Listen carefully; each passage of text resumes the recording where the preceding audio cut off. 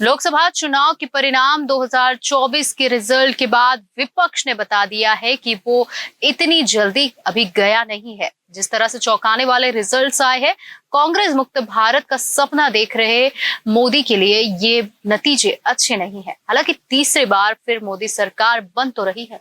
लोकसभा चुनाव 2024 के परिणाम एक और जहां एनडीए और मुख्यतः बीजेपी के लिए संतोषजनक नहीं रहे, वहीं कांग्रेस ने भी अपने प्रदर्शन से बता दिया कि वो अभी जिंदा है।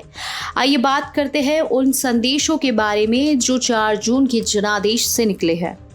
लोकसभा चुनाव के नतीजों का सबसे बड़ा संदेश ये है कि देश में एक बार फिर से गठबंधन राजनीति का दौर लौट आया है। नरेंद्र मोदी की पहली 2 पारी में बीजेपी को अकेले दम पर बहुमत था, लेकिन इस तीसरे टर्म में उन्हें सहयोगियों पर निर्भर रहना पड़ा। इससे छोटे दलों और सहयोगी की पूछ बढ़ी। साल 2001 में गुजरात में बतौर सीएम पहली बार कोई पद संभालने के बाद मोदी पहली बार गठबंधन सरकार की अगुवाई करेंगे।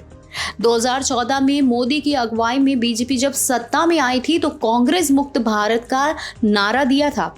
कुछ वर्षों तक यह हकीकत भी होता दिखा। कांग्रेस ने बद से बदतर दौर देखा। लगातार 2 बार मुख्य विपक्षी दल का दर्जा तक नहीं मिला, लेकिन इस बार कांग्रेस ने संदेश दिया है कि वो भी जिंदा है। इसने 99 सीटें जीतकर कहीं ना कहीं तमाम अनुमानों को चौंका दिया। अब बीजेपी डाउन हुई है, आउट नहीं। बीजेपी चुनाव में अपने दम पर बहुमत पाने में नाकाम रही, लेकिन इसने बहुत बड़े अंतर से सबसे बड़ी पार्टी बनकर संदेश दिया कि देश की राजनीति की मुख्य धारा की अगुवा वही है।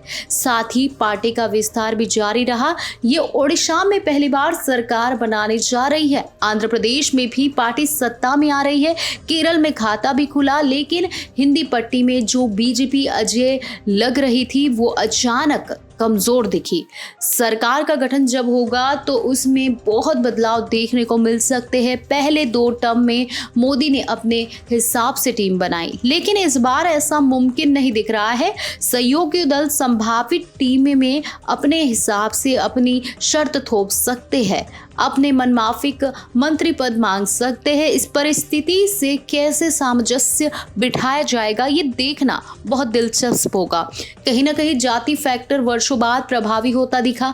साल 2014 के बाद से हिंदुत्व और राष्ट्रवाद के रथ पर सवार बीजेपी ने कहीं ना कहीं इस फैक्टर को पीछे छोड़ दिया था, लेकिन इस चुनाव में दलित ओबीसी के बीच विपक्ष ने नई सोशल इंजीनियरिंग आजमाई जो सफल रही। कहीं ना कहीं युवाओं ने भी संदेश दिया कि अब उनके लिए रोजगार बड़ा मुद्दा है।